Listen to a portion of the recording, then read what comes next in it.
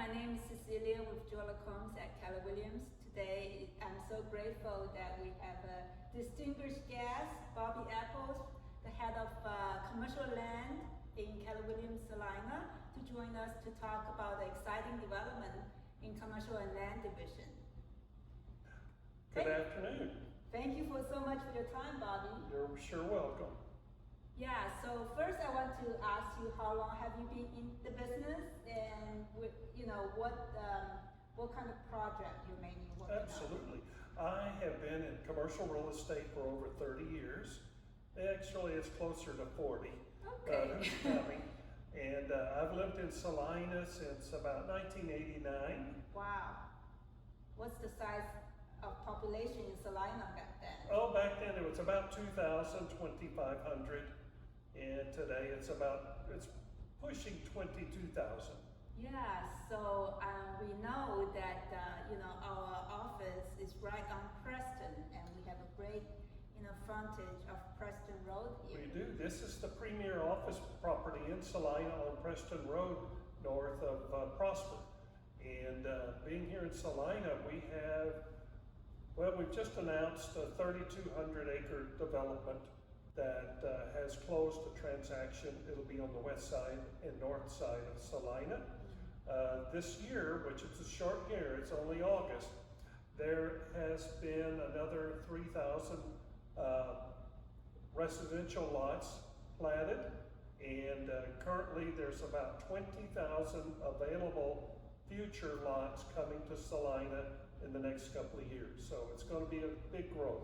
Yeah, and we know Celina actually is becoming a rising star in this North Corridor because of all the development here.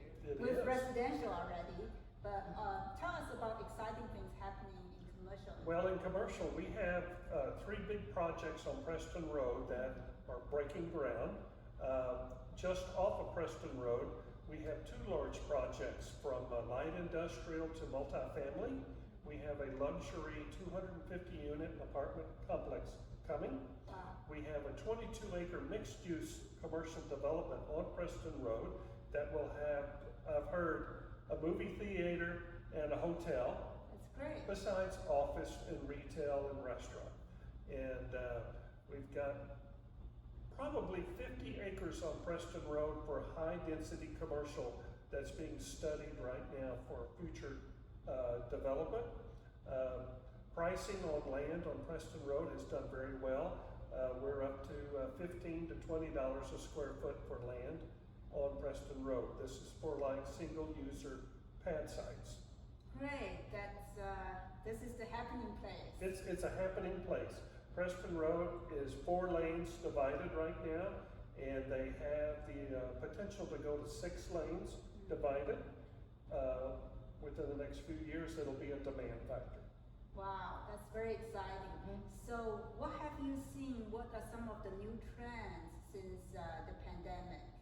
What we're seeing is that land investing is still very popular. These are investors that have capital and the way to hold their land for 3 to 5 years. Appreciation in land holding investments has done very well in Collin County and really all of North Texas. Right. And Celina and Prosper has put enough pressure on North Texas that Grayson and Denton and other counties to the north have experienced very good price appreciation. Right, so talking about investment, if I have an investor who have $1 million and they're looking for the best, I guess, use of their capital, what would you recommend? What area? I would say definitely they need to look at land, okay? All of the raw land or developed? It can be raw land. Raw land has had a very steady price increase for the last 10 years. I think you could, in some markets, you could beat 8% annual return. For rental property, residential rental, I would say the nicer the property, the better. I know with COVID and eviction stress and whatnot, the corporate residential tenant is not going to be in a bind to pay rent. So if I was going to invest in multifamily or single-family income property, I would pick the nicest that I could purchase. There's really a shortage of commercial space for office and retail here, but you can probably get 5 or 6% return on a nice piece of real estate that has a renter income property. But land seems to be the going concern right now for most investors. And also with land, it's a lot less involvement from the investor side. It's pretty much buy and hold, right? Yes, buy and hold. You want to maintain agricultural exemption, which keeps your holding costs very low. And there's always a farmer or a rancher to rent your property to keep the ag exemption. A lot of landowners don't really have a cash return, but they save so much in the ag exempted tax. Great. So you also mentioned about renter and rental properties. So we know the eviction, they just extended to October. So what advice will you give investor who's looking to invest in multifamily? Eviction, that's a buzzword. It's a concern for all investors. My advice is select a property in tenants that are less affected by eviction process. These are tenants in multifamily or income property that have good jobs, they have reliable income, they have a decent amount of money on hand to weather a storm of another COVID or a downturn in the economy. Everyone needs a place to live. Not everyone is affected by the issue that generates an eviction notice. How do you control, quote unquote, the quality of tenants, so to speak? Because are you looking at the rent roll, or what are you looking at? I'm looking at the overall application. Every income property will have an application process. The landlords will maintain those applications, and then the history of that tenant, of the tenants, paying their rent on time, if there's any slowness, and concessions. I have seen retail landlords that will offer concessions like every other month you can pay, or every third month during the heavy COVID period, that there was a concession to the tenant to skip the rent. Now, the rent does not go away, it accumulates. And it's the same with mortgage holders. They will give you time off, but it's not free. Eventually you have to pay. You have to pay, and the same with rent. So the quality of the tenant is the number one thing I look at when I give advice on buying investment property. What about the vacancy rate? Do you see a sharp increase? Vacancy rate in a lot of properties are spiked a little bit, but retail is the number one hardest hit right now. But retail is making a comeback. In the world of commercial real estate, retail is always the first category to take a hit, and they are the last category to make a comeback. Oh, that's unfortunate. Okay. Now, office people are working very well at home. I've tried it. I prefer being at the office. Okay. So I'm going to say office is still pretty good, but concessions are being made by landlords to keep the tenants. Right.